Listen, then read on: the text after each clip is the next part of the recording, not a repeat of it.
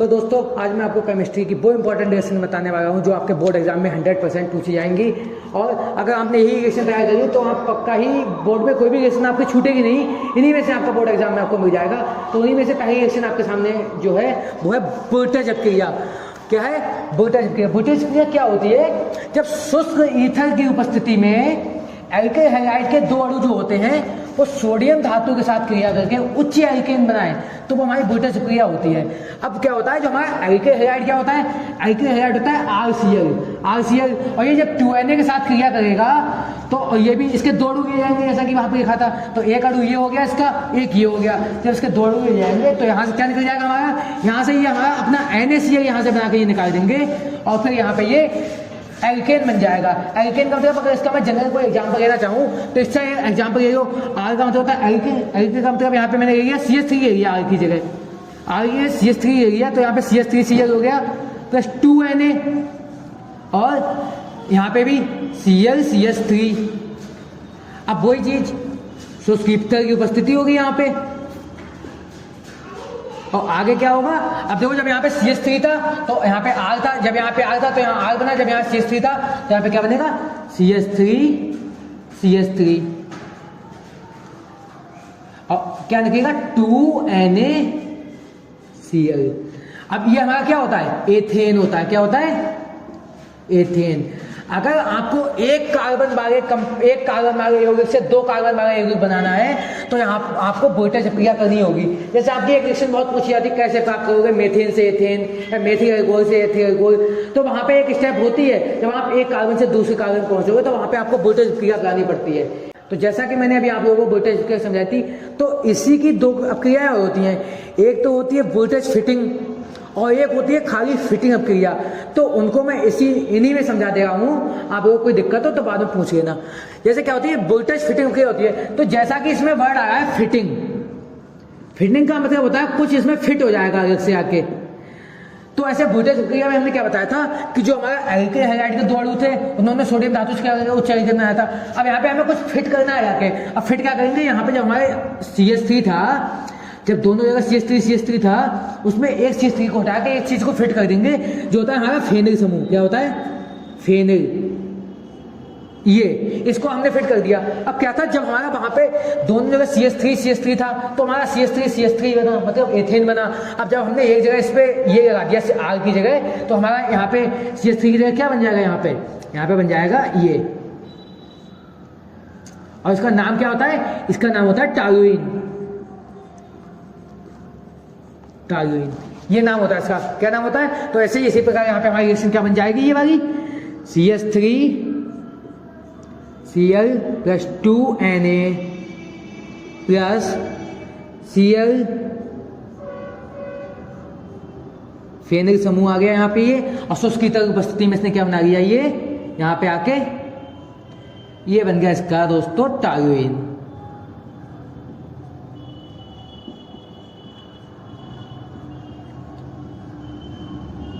यही इसकी थ्योरी हो जाएगी कि जब शुष्क ईथर की उपस्थिति में एल्केन हैलाइड के दो अणु सोडियम धातु के साथ अपक्रिया करके टॉलुइन बनाते हैं तो यह वोल्टेज फिटिंग अपक्रिया कहलाती है। अब इसी प्रकार जो हमारी फिटिंग अपक्रिया होती है, फिटिंग में तो उसको क्या होगा? ऐसे यहाँ पे मैं रेस कर रहा हूँ, थोड़ा सा वोल्टेज को मैंने रेस कर दिया। अब क्या बचा मेरा? फिटिंग। अब जब मैंने एक फिट किया था तो मेरी वोल्टेज फिटिंग थी। अब मुझे फिटिंग आगे खाली फिटिंग होता है, अब मुझे दोनों जगह फिट ही कर देना पूरा। मतलब अब यहाँ पे भी जो CH3 था इसकी जगह पे मेरा क्या आ जाएगा? यहाँ पे यही फेनिल समूह आ जाएगा और ये यहाँ पे ये बन जाएगा। ये इधर भी दोनों तरफ सेम हो जाएंगे। दोनों तरफ सेम हो गए तो शुष्क ईथर की उपस्थिति में यहाँ पे क्या बन जाएगा? फिर यहाँ पे बन जाएगा ये हमारा, यहाँ पे अभी बता रहा हूँ, देखो एक मिनट। ये फिर ये बन गया यहाँ पे। जब R था तो RR बना। जब CH3 और फेनिल समूह था तो CH3 फेनिल समूह बन गया, टॉलुइन बोला इसको हमने। अब दोनों फेनिल समूह हैं तो दोनों फेनिल समूह आपस में जुड़ जाएंगे यहाँ पे। ये यहाँ पे बनेगा, इसको बोलते हैं हम 1-2 है फेनिल, तो ये हो गया हमारा डाईफेनिल। और क्या निकल जाता हमारा? वो तो निकलेगा ही 2NaCl। ये हमारी हो गई फिटिंग क्रिया। ऐसे इसमें भी आप चेंज कर दोगे, जब शुष्क ईथर की उपस्थिति में एल्डिहाइड हटा दो यहां से, एल्डिहाइड के 2 अणु के, यहां पे लिख रहा हूं मैं 2 अणु आपस में क्रिया करके डाइफेनिल बनाते हैं। क्या बनाते हैं? डाइफेनिल।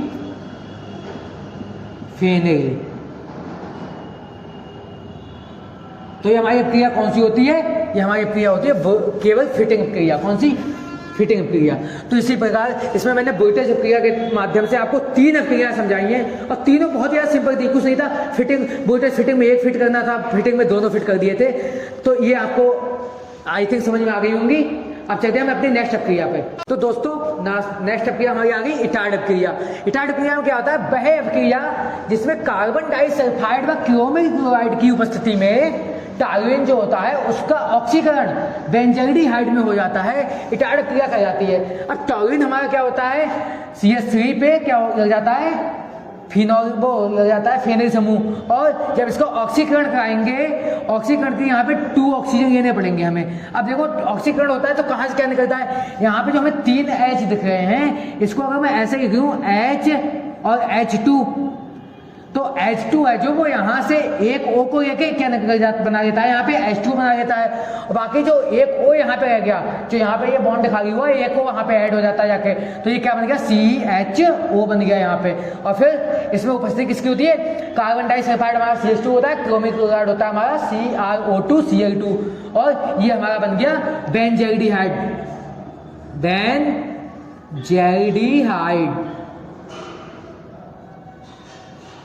स्टूडेंट स्पेलिंग मिस्टेक है, थोड़ा बहुत राइटिंग में वो हो सकता है दिक्कत, बाकी अगर कहीं पे समझना है तो आप मुझसे पूछ सकते हैं।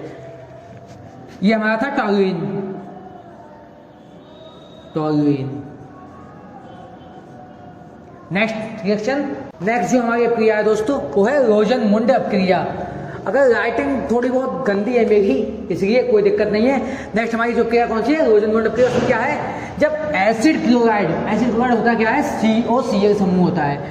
क्या होता है? जो एसिड क्लोराइड PDPaSO4 तथा जाइलीन की उपस्थिति में अपचयित होकर एल्डिहाइड बनाता है, तो ये कौन सी अपक्रिया कहलाती है? रोजन-मुंड अपक्रिया कहलाती है। अब एसिड क्लोराइड हमारा ये होगा COCl, यहाँ पे तो R में लगा दिया है, और अब चैन का मतलब होता है हाइड्रोजन, नवजात हाइड्रोजन से क्रिया करेगा।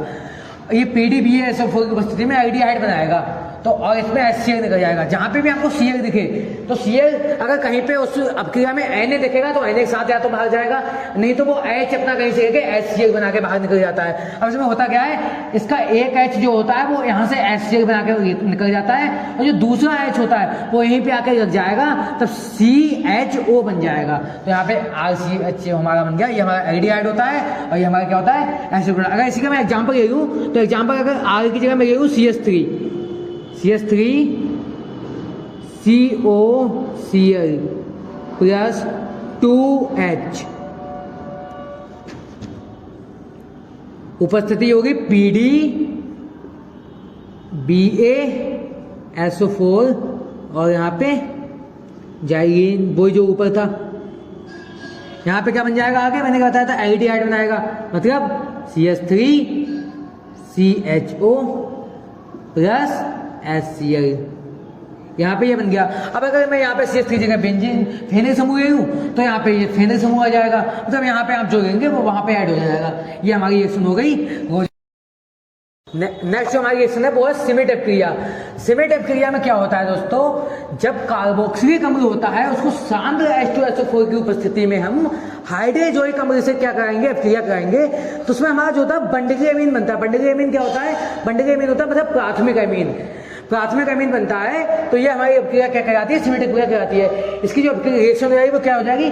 RCOOH N3OH। यहाँ पे कंफ्यूज मत हो ना, यहाँ पे बच्चे गलती कर देते हैं, NH3 लिख देते हैं, लेकिन यहाँ पे ये हाइड्रोजोइक अम्ल है, इसका फॉर्मूला होता है N3H।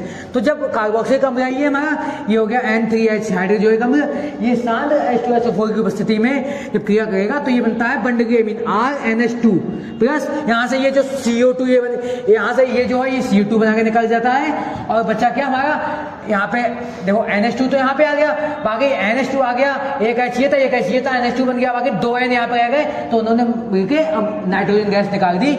ये हमारी हो गई सिमेटप क्रिया। नेक्स्ट रिएक्शन हमारी, नेक्स्ट जो हमारी रिएक्शन है वो बोर्ड परीक्षा में बहुत ही ज्यादा पूछी जाती है, हेल-बोरहार्ड-ज़ायस्की अपक्रिया। ये पता है किस नाम से आती है? ये बोर्ड परीक्षा में पूछी जाती है। HBZ अपक्रिया क्या है? H for Hell, B for Volhard and Z for ज़ायस्की। अब ये क्या होती है? वह अपक्रिया जिसमें COOH अम्ल मतलब कार्बोक्सिलिक अम्ल जो होता है उसके जो अल्फा हाइड्रोजन परमाणु होते हैं। अब आप कहोगे अल्फा हाइड्रोजन परमाणु क्या होते हैं? तो अल्फा हाइड्रोजन परमाणु क्या होता है? जैसे हमारा अगर कोई नाम लिखा है CH2 CH3OH या CH3 CHO, तो जो हमारा क्रियात्मक समूह होता है, यहाँ पे क्रियात्मक समूह OH है, क्रियात्मक समूह के पास वाले कार्बन से, केवल क्रियात्मक समूह के पास वाले कार्बन से जितने हाइड्रोजन अटैच होंगे वो हमारा क्या होता है? अल्फा हाइड्रोजन परमाणु होता है। और इसके बाद वाले से जितने होंगे वो होते हैं बीटा हाइड्रोजन परमाणु। ऐसे यहाँ पे इसमें देखो ये हमारा क्रियात्मक समूह है, तो यहाँ पे ये कार्बन इससे पहले आया, तो इसमें जो हमारे कितने हैं जो अल्फा हाइड्रोजन परमाणु है वो 3 अल्फा हाइड्रोजन परमाणु है यहाँ पे। तो इसी प्रकार से ये होता है हमारा अल्फा हाइड्रोजन परमाणु। अब यहाँ पे क्या होता है? जब एस्टिक अम्ल होता है वो क्लोरीन से साथ रिएक्शन करता है यहाँ पे, तो क्या होता है यहाँ पे बनता है, यहाँ पे इसके जो सारे हाइड्रोजन परमाणु सभी के सभी विस्थापित हो जाते हैं। विस्थापित हो जाते हैं तो जितने हाइड्रोजन विस्थापित होंगे वहाँ पे उनकी सबकी जगह पे Cl हो जाएगा और यहाँ पे HCl निकल जाता है और उसको हमने बैलेंस करके यहाँ पे 3 लगा दिया। ये हमारा एस्टिक एसिड हो गया, इसका नाम हो गया ट्राइक्लोरो एस्टिक एसिड। नेक्स्ट हमारी जो रिएक्शन है वो है पर्किन अपक्रिया। ये बहुत ही ज्यादा इंपॉर्टेंट होती है बोर्ड की दृष्टि से। इसमें क्या होता है? जब एरोमेटिक जो हमारा एल्डिहाइड होता है वो क्या करता है, जो COOH अम्ल होता है उसके लवण की उपस्थिति में, इसका लवण कौन सा हो जाएगा? CH3COONA। ये अगर हमारा CH3COOH होता तो ये तो होता है एस्टिक अम्ल, और लवण में क्या आ जाता है? लवण में Na आ जाता है यहाँ पे, तो ये हमारा बन जाता है एस्टिक अम्ल का लवण। तो जब हमारा क्या होता है एरोमेटिक एल्डिहाइड क्या होता है? जब COOH के अम्ल की उपस्थिति में उसी अम्ल के एनहाइड्राइड, अब कहोगे एनहाइड्राइड क्या होता है? तो एनहाइड्राइड क्या होता है? जैसे एस्टिक अम्ल हमारा क्या होता है? CH3COOH होता है और एक हमने दूसरा एस्टिक अम्ल ले लिया CH3COOH। अब क्या करते हैं? एनहाइड्राइड जहां पे भी वर्ड आ जाएगा वहां उसका मतलब होता है उसमें से एक H2O अणु का निकलना। मतलब इसने यहाँ से H उठाया, यहाँ से OH उठाया, लो भाई ये H2O निकाल दिया, अब CH3CO ये आ गया CH3CO का वोल्टॉइज हो गया, एक एक्स्ट्रा O रह गया वो मैंने बाहर कर दिया, ये हो गया हमारा एस्टिक एनहाइड्राइड। तो इसलिए जब इससे क्रिया की तो ये बना लिया अल्फा बीटा असंतृप्त कार्बोक्सिलिक अम्ल। ये हमारी अपक्रिया जो होती है क्या होती है? पर्किन अपक्रिया के नाम से जानी जाती है और बहुत ही ज्यादा पूछी जाती है। और CBSE बोर्ड वालों को अगर कोई भी दिक्कत है तो बताना, एक मैं बाद में अलग से वीडियो अपलोड कर दूंगा जिसमें मैं सब कुछ इंग्लिश टू इंग्लिश बता दूंगा। अगर केमिस्ट्री में कोई दिक्कत है तो बता देना।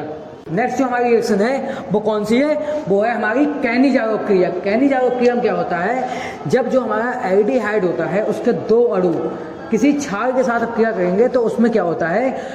उसमें एल्डिहाइड के एक अणु का तो अपचयन हो जाता है और दूसरे अणु का ऑक्सीकरण हो जाता है।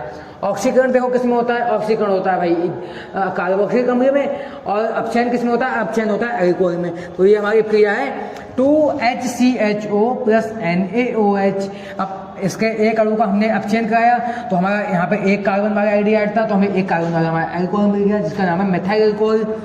और अब हमारा ये एक कार्बन वाला ये हमारा क्या था? यहाँ पे एक कार्बन वाला ही हमारा यहाँ पे था एल्डिहाइड, तो एक ही कार्बन वाला हमें यहाँ पे फिर कार्बोक्सिलिक अम्ल का लवण मिल गया। अगर हमारा यहाँ पे H होता तो यहाँ पे हमें क्या मिलता? H मिलता, लेकिन हमारे यहाँ पे H क्षार थोड़ी होता है, तो इसलिए हमें यहाँ पे क्या मिला? Na। ये है हमारा देखो कार्बोक्सिलिक अम्ल का सोडियम लवण, इसका नाम क्या होता है? सोडियम, और ये होता है फॉर्मेट, सोडियम फॉर्मेट। ये मैं लिख दे रहा हूँ यहाँ पे सोडियम, आगे हो जाएगा फॉर्मेट, ठीक है। और ये हमारा होगा मेथिल अल्कोहल और ये हमारा फॉर्मल्डिहाइड। नेक्स्ट हमारी जो रिएक्शन आती है वो आ जाती है एल्डोल संघनन। एल्डोल संघनन में क्या होता है? इसमें भी जैसा कि कैनिजारो में मैं एक बात बताना भूल गया था, कैनिजारो में क्या होता है? कैनिजारो अपक्रिया केवल वो ही एल्डिहाइड देते हैं जिनमें अल्फा हाइड्रोजन परमाणु उपस्थित नहीं होता है। मतलब कि जैसे ये हो गया हमारा HCHO, ये क्या हो गया? फॉर्मल्डिहाइड हो गया। तो फॉर्मल्डिहाइड हो गया, तो फॉर्मल्डिहाइड यानी कि इसमें क्या होता है? तो तो फॉर्मल्डिहाइड में देखो कोई अल्फा हाइड्रोजन है, क्योंकि यहाँ पे इसमें कहा मैंने ये हमारा क्रियात्मक समूह हो गया, इसके पास वाले कार्बन से जितने हाइड्रोजन होंगे, तो यहाँ पे तो कार्बन ही नहीं है इसके पास में, तो उसमें कोई हमारा अल्फा हाइड्रोजन परमाणु है ही नहीं। तो इसलिए ये हमारी जो अभिक्रिया होती है वो ऐसे हमारे जो मतलब एल्डिहाइड देते हैं कंजाल वाली, जिसके पास अल्फा हाइड्रोजन परमाणु नहीं होता है। और उसका उल्टा होता है एल्डोल संघनन में। एल्डोल संघनन में भी क्या होता है कि जो हमारी जो अभिक्रिया है वो भी दो एल्डिहाइड आपस में करते हैं, लेकिन ये एल्डिहाइड जो एल्डोल संघनन है, ये अभिक्रिया वो वाले एल्डिहाइड देते हैं जिनके पास अल्फा हाइड्रोजन परमाणु उपस्थित हो। तो इसमें क्या होता है, जब कार्बोनिल यौगिक यानी कि एल्डिहाइड तनु क्षार की उपस्थिति में संघनित होकर एल्डोल बनाते हैं, तो ये अभिक्रिया कहलाती है हमारी एल्डोल संघनन कहलाती है। एल्डोल संघनन में क्या होता है, देखो ये हमारा एसिड एल्डिहाइड हो गया, इसको हमने थोड़ा ओपन करके लिख दिया कि डबल बॉन्ड से O single bond H CH3 CHO, देखो है एसिड एल्डिहाइड, ये भी हमारा एसिड एल्डिहाइड है, CH2 और एक 3 हो गया यानी कि CH3 CHO तनु NH की उपस्थिति में क्या करेंगे, तो यहाँ पे क्या होगा, जो यहाँ से है ये O का एक इसका बंध जो होता है वो टूटेगा, बंध टूटेगा तो आधा इस पे जाएगा, आधा इस पे जाएगा। अब क्या होता है कि जो H है, ये H जो O पे आ जाता है, यहाँ का एक H हटके ये कहाँ जाएगा, इस पे O पे आ जाएगा, तो ये बनाएगा OH, ये OH आ गया। और फिर क्या होगा, जो आधा इस पे बंध गया था वो आधा हमारा इधर आ गया, फिर बाकी या ये तो हट गया और फिर ये पूरा ऐसा रह गया, ये ऐसे मैंने पूरी आगे से जोड़ दिया, ये हमारा होगा बीटा हाइड्रोक्सी एल्डोल, और ये क्रिया हमारी क्या हो गई, एल्डोल संघनन। जो मैंने अभी समझाई थी वो सब थी बोर्ड इंपॉर्टेंट की, बहुत ही ज़्यादा इंपॉर्टेंट रिएक्शन थी। आई होप ये आप सभी को समझ में आई होंगी, और अगर रिएक्शन अच्छी लगी हो तो वीडियो को लाइक करें, चैनल को सब्सक्राइब करें और ज़्यादा से ज़्यादा इस वीडियो को शेयर करें, जिससे कि आपका ज़्यादा से ज़्यादा आपके फ्रेंड्स को इस वीडियो का बेनिफिट मिल सके। और बेस्ट ऑफ लक आपके एग्जाम के लिए। बाकी अगर आपको किसी टॉपिक में दिक्कत है तो कमेंट सेक्शन में मैसेज कर दीजिए, उसका भी वीडियो में अलग से बना के अपलोड कर दूंगा। और अच्छे से पढ़ते रहिए, मेहनत करिए, आप बहुत ही अच्छे मार्क्स ला सकेंगे।